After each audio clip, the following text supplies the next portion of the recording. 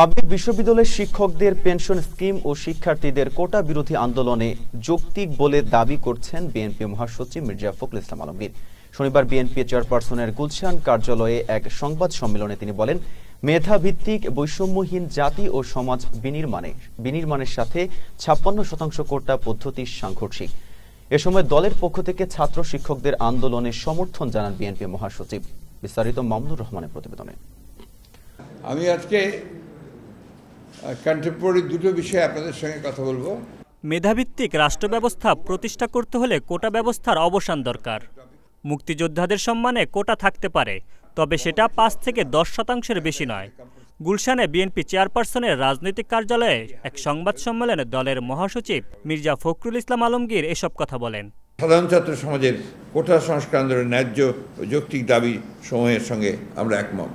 আইন ও বিচার বিভাগের দোহাই দিয়ে ছাত্র সমাজের যৌক্তিক দাবি সমূহকে দমানোর সকল অপচেষ্টাই ব্যর্থ হবে বলে আমরা বিশ্বাস করি। কারণ ইতিহাসের শিক্ষা হচ্ছে, জনগণের ন্যায়সঙ্গত আন্দোলন কখনোই দমানো যাবে না। আমরা আশা করি সরকার সময় থাকতে ছাত্র সমাজের যৌক্তিক ও ন্যায্য দাবিসমূহ মেনে নেবে। ছাত্র ন্যায়সঙ্গত যৌক্তিক দাবি মেনে নিয়ে এই সমস্যার সমাধানের আহ্বান জানাচ্ছি আমরা। শিক্ষকদের প্রত্যয় স্কিম নিয়ে চলমান আন্দোলন ন্যায়সঙ্গত ও যৌক্তিক মন্তব্য করে মির্জা ফখরুল ইসলাম আলমগীর বলেন, কোনো রকম আলোচনা ছাড়াই শিক্ষকদের উপর বাধ্যতামূলকভাবে পেনশন স্কিম চালু করেছে সরকার। সরকার তথাকথিত উন্নয়নের নামে জনগণের ঘাড়ে ব্যয়ের বোঝা চাপাচ্ছে। সরকারের উন্নয়ন বলি যদি এতই শক্তিশালী হয়ে থাকে, তাহলে পেনশন বৃদ্ধি পাওয়ার কথা। অতএব জনগণ সরকারহীন অর্থনৈতিক উদ্দেশ্য প্রণোদিত ও অনৈতিক তথাকথিত পেনশন স্কিম সহ ইত্যাকার সকল প্রকার প্রকল্প প্রত্যাখ্যান করেছে জনগণ।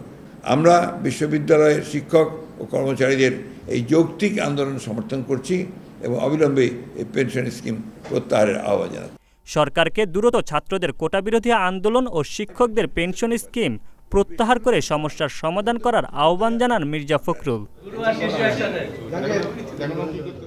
Mamunur Rahman, channel S, Dhaka. যিনি স্যার কে স্টারমার